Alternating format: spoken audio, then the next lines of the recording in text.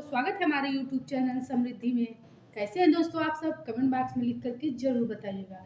दोस्तों, आज मैं आप लोग को अष्टमी तिथि यानी कि जो लोग 2 दिनों का व्रत रहते हैं, प्रतिपदा तिथि यानी पहले दिन और जो लोग अष्टमी यानी आखिरी दिन का व्रत रहते हैं, उनके लिए मैं नियम बता दूँगी क्या-क्या अष्टमी तिथि को आप लोग को किस प्रकार से पूजा करनी है। आप लोग तो ये जानते ही होंगे, हमेशा की तरह अष्टमी तिथि महागौरी की पूजा होती है, लेकिन सुबह से आप लोग को किस विधि से पूजा पाठ करना है और क्या-क्या ऐसी चीज़ें हैं जो कि आप लोग अगर इस साल कर लें तो निश्चित रूप से माता आखिरी उस साल तक आप लोग की मनोकामना निश्चित रूप से पूरी हो जाएगी।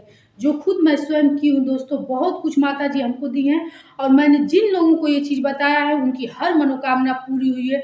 आप लोग तो जानते हैं कि सबसे शक्तिशाली महाशक्ति यही कही जाती है माता जी। तो यदि आप लोग इस श्रद्धा से, इस भक्ति से आप लोग यदि मनोकामना अपनी पूरी करना चाहते हैं तो जो मैं आज बात बता रही हूँ उसको ध्यान से सुनिएगा।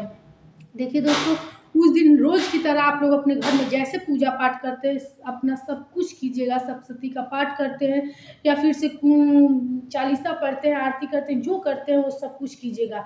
चूँकि अष्टमी का पूजा है महागौरी का, तो गुलाबी रंग का वस्त्र पहनिएगा। हो सके तो एक गुलाबी रंग की चुनरी, गुलाबी रंग का पीस माता को भी अर्पित कीजिएगा। नारियल घर में ज़रूर फोड़िएगा और आज के दिन, अष्टमी के दिन मंदिर सभी लोग जाते हैं, क्योंकि पहले दिन और आखिरी दिन कहा जाता है। वैसे तो आप लोग सप्तमी, पंचमी किसी भी दिन मंदिर जाकर पूजा किया जा सकता है। माता की पूजा में कौन-सी मनाही है।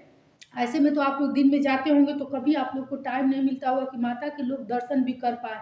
इतनी भीड़ रहती है, पुलिस लगी रहती है। ऐसे में मैं आप लोग को अपनी बात बता रही हूँ कि मैं शाम को गई थी, इतना मतलब अच्छा लग रहा था, काफ़ी भीड़ थी लेकिन उस तरह की कतारें नहीं लगी थी और मैं अच्छे से पूजा भी कर पाई, सभी मंदिरों में घूम ली और अच्छे से स्पर्श करके माता को पूजा की। तो यदि आप लोग चाहें तो श्रद्धा में बहुत शक्ति होती है, शाम को भी जा करके आप लोग विशेष यदि कोई मनोकामना है तो जो मैं विधि बताऊँगी उस चीज़ को कर सकते हैं। कोई ऐसी बात नहीं कि आप लोग सुबह में ही कर सकते हैं।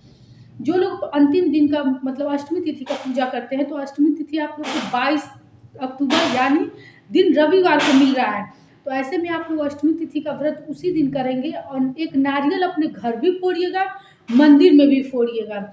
और आज के दिन कहा जाता है माता के लिए खोइछा बाँधा जाता है। तो खोइछा आप लोग जानती हैं, जैसे आप लोग अपने यहाँ का जो रीति-रिवाज है, जैसे आप लोग बहू-बेटियों को खोइछा देती हैं, उसी तरह का खोइछा तैयार कीजिएगा। मेरे यहाँ जैसे चावल रहता है, हल्दी रहता है, दूर्वा रहता है, 1 का सिक्का रहता है और जो भी आपको मुद्रा मन करे 101, 51, 501 जितना भी आप लोग की स्थिति है। मैं तो कहती ही हूँ कि मेरा वीडियो छोटे लोग भी देखते हैं, बड़े लोग भी देखते हैं, तो जितनी आपकी श्रद्धा हो, आस्था हो, वो चीज़ आप एक कपड़े में बाँध दीजिएगा। कपड़े में बाँधने के बाद उसमें से 2 बार अपने ज़रूर निकाल लीजिएगा। निकाला गया चावल आप लोग अपने भंडार गृह के चावल में रख दीजिएगा। कहा जाता है कि ऐसा करने से आपका भंडार कभी खाली नहीं रहेगा, माता का आशीर्वाद सर्वदा बनी रहेगी। और अब लोग पूछते हैं कि इस खोइछा का क्या करना है, तो देखिए इस खोइछा को आप लोग अपनी ननद को दे सकते हैं, अपनी बुआ लोग को दे सकते हैं। कोई ब्याहता जो आपकी ब्राह्मण लगे रिश्ते में, कहा जाता है ना सबसे बड़ा ब्राह्मण, लोग तो ब्राह्मणों को बहुत ज़्यादा दान देते हैं, लेकिन अगर आप अपनी बेटियों को, अपने घर की जो ब्याहता बेटियाँ हैं, अगर उनको ये सब चीज़ दें, तो कहा जाता है बहुत ज़्यादा फलदायी होता है। तो आप लोग रख ही रहें या फिर से हो जैसी आप लोग की व्यवस्था हो सके तो आप लोग ब्राह्मण को भी दे सकते हैं, कोई बात नहीं है। कोई ज़रूरतमंद भी लड़की हो तो दे सकते हैं, लेकिन खोइछा हमेशा लड़कियों को ही दिया जाता है। दूसरी चीज़ ये बताऊँगी कि जैसे आप लोग खोइछा में यदि चाहें तो पूड़ी, हलवा, चना ये सब कुछ भर सकती हैं, लेकिन कोई ज़रूरी नहीं है, खोइछा इसी तरह दिया जाता है। जो लोग पहले दिन श्रृंगार की सामग्री नहीं चढ़ाएँगे, जैसे आज के दिन श्रृंगार की सामग्री भी चढ़ाई जाती है, तो यदि आप पहले दिन चढ़ा चुकी हैं तो कोई दिक्कत नहीं, आज के दिन भी चढ़ा सकती हैं।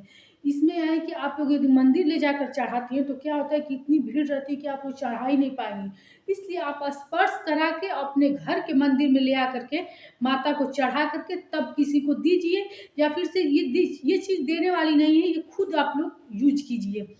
अब हो गई आप लोग की जो मैं बताने वाली थी कि क्या ऐसी चीज़ आप लोग को मंदिर में जाकर करना चाहिए, जिससे कि आपकी सर्वस्व मनोकामनाएँ पूरी हो जाएँ। देखिए दोस्तों, इधर-उधर आप लोग बहुत भटकते हैं, कोई परेशानी जब महिलाओं को पड़ती है तो उसको कोई रास्ता उनको नहीं दिखता है।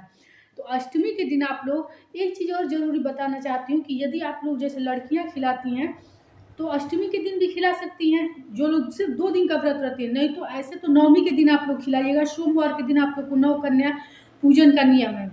अष्टमी का जो लोग व्रत रखती हैं वो लोग अष्टमी को खिलाएंगी, तब जाके नवमी को पारण करेंगी। लेकिन जो लोग 9 दिनों का व्रत रखती हैं वो नवमी तक व्रत रखती हैं, नवमी को खिलाकर दशमी को खुद खाती हैं। अब आप लोग को क्लियर हो गया होगा कि आप लोग मैं क्या कहना चाहती हूँ। अष्टमी यानी रविवार को दिन जो लोग व्रत रहेंगी, जो लोग सिर्फ 2 दिनों का व्रत रखती हैं, वो अष्टमी के दिन रविवार के दिन खिलाएंगी, और जो 9 दिनों का व्रत रखती हैं वो नवमी तिथि को खिलाएंगे। अब मैं जो लोग जैसे लहसुन प्याज वगैरह नहीं खाते होंगे वो लोग नवमी तिथि से खा लेते हैं, क्योंकि उनका व्रत खत्म हो जाता है। और जो लोग 9 दिनों का व्रत रहते हैं वो लोग दशमी तिथि से खाना शुरू करते हैं। तो आप जब अपने घर में हवन पूजन कर लीजिएगा, कन्याओं को खिला के हवन वगैरह कर लिया जाता है, तो आपका व्रत समाप्त हो जाता है। तो ऐसे में आप लोग को कोई मतलब त्रुटि नहीं होती है। आप लोग बाजार वगैरह का अगर नहीं खाती होंगी तो खा सकती हैं अष्टमी तिथि के बाद। और जो लोग 9 दिनों का व्रत रखती हैं वो लोग नवमी तिथि यानी बुधवार से खाना शुरू करेंगी। आप लोग अपने यहाँ का भी एक बार नियम देख लीजिएगा। अब मैं आप लोग को बता रही हूँ कि अगर आपकी कोई मनोकामना है जो पूरी नहीं हो रही है और अंदर अंदर आप लोग को खाई जाती है उस परेशानी से, जैसे बहुत महिलाओं के बच्चे नहीं होते हैं, तो बच्चे नहीं होते तो दुखी रहते हैं, या फिर से आप घर में मतलब बहुत ज़्यादा झेलती हैं, परेशान रहती हैं, पति भी उस समय साथ नहीं देते हैं, तो ऐसे में आप लोग क्या कीजिएगा। या फिर से पति की आर्थिक स्थिति अच्छी नहीं रहती है, कोई भी कार्य में करने जाते हैं बाधा आती है, कारोबार हो, जो भी चीज़ हो आप लोग देख लीजिएगा।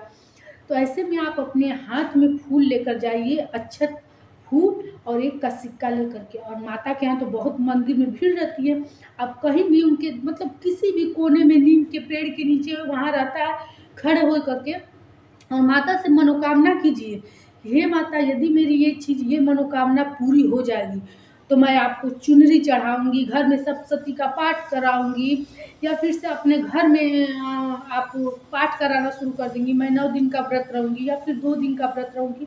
मतलब आपकी जैसी श्रद्धा हो। या फिर श्रृंगार की सामग्रियां चढ़ा करके लोगों में 5 लोगों में 7 लोगों में वितरित करूंगी। मतलब आपकी जैसी स्थिति हो ऐसा कह करके वो संकल्प वहीं छोड़ दिया जाता है, और एक छोटी चुनरी ले करके आप लोग अष्टमी तिथि का ये उपाय बता रहे हो, वहाँ जो जाली जाली रहता है गेट टाइप में, कुछ भी माता के दरबार में तो बहुत ऐसी चीज रहते हैं, आप उसमें बांध दीजिएगा। उसमें बांधने के बाद आप लोग चले आइएगा, कुछ आप लोग को नहीं करना है।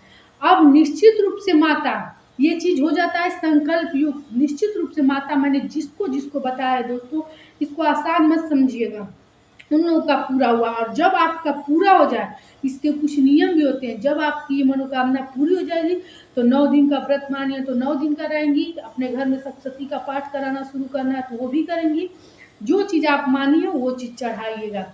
वैसे मैं हर सुहागन स्त्रियों को कहूँगी कि एक बड़ी सी चुनरी और अड़हुल के फूल की माला और श्रृंगार की सामग्रियां हर साल माता को आप चढ़ाइए, निश्चित रूप से आपकी बरकत होगी, आपके पति की उन्नति होगी, कोई बाधा नहीं आएगी। इतना अच्छा चीज ये है कि यदि आप लोग बड़ी सी चुनरी, एक छोटी चुनरी आती है वो मैं नहीं बता रही हूँ, जो बड़ी सी चुनरी जिसको आप भी ओढ़ सके इतनी बड़ी हो, वो चुनरी जिसमें खूब गोटे वोटे लगे रहते हों, चमकीला वमकीला लगा रहता है, क्योंकि माता को वैसी ही चुनरी पसंद आती है। लोग अब चाहे जिस चक्कर में कैसे भी, मैंने अच्छे अच्छे लोगों को भी देखा है कि सस्ती चुनरी 10-20 की खरीद करके चढ़ा देते हैं। तो यदि आपके लिए भगवान आपको दिए हैं इतना कि एक चुनरी बड़ी सी चढ़ा सकती हैं, श्रृंगार की सामग्री। और एक चीज आप लोग को और बताना चाहूंगी, श्रृंगार की सामग्री वही चढ़ाइए जो आप यूज करती हैं, जो किसी के यूज में आए। कभी भी मैली कुचैली खराब चीजें नहीं देनी चाहिए, क्योंकि दान के नाम पर लोग मैं अक्सर देखती हूँ कि छोटी छोटी खराब चीजें भी 10-5 की दे देते हैं, तो ऐसा आप मत कीजिए। साल में यदि 1 बार देना है, 2 बार देना है, जैसे और भी त्योहार है देना है, तो आप लोग यूज किया हुआ ही चीज दीजिए। कहा जाता है कि जो दान में देंगी वही आपको मिलेगा भी। जिस चावल में से खाती हैं उस चावल में से दान किया कीजिए, खराब चीजों का कभी दान नहीं किया जाता है। तो अपने आप हिसाब से आप लोग देख लीजिएगा। अच्छा क्रीम पाउडर जो भी लगाती हूँ, सिंदूर, बिंदी, नेल पॉलिश, वो सब अच्छा चीज दीजिएगा। ये नहीं कि सस्ते के चक्कर में 10 रुपया का लिपस्टिक, 10 रुपया का चूड़ी कुछ खरीद के खराब दे दीजिएगा। जो यूज करिएगा वही दीजिएगा ताकि वो किसी के उपयोग में आए। तो दोस्तों आज की वीडियो कैसी लगी, यदि आप लोग को इसमें कुछ त्रुटि लगे या फिर से कुछ इससे आपको राय चाहिए तो कमेंट बॉक्स में लिख करके पूछ लीजिएगा। और हमारा वीडियो यदि अच्छा लगे तो एक लाइक कीजिएगा, चैनल को सब्सक्राइब कीजिएगा दोस्तों।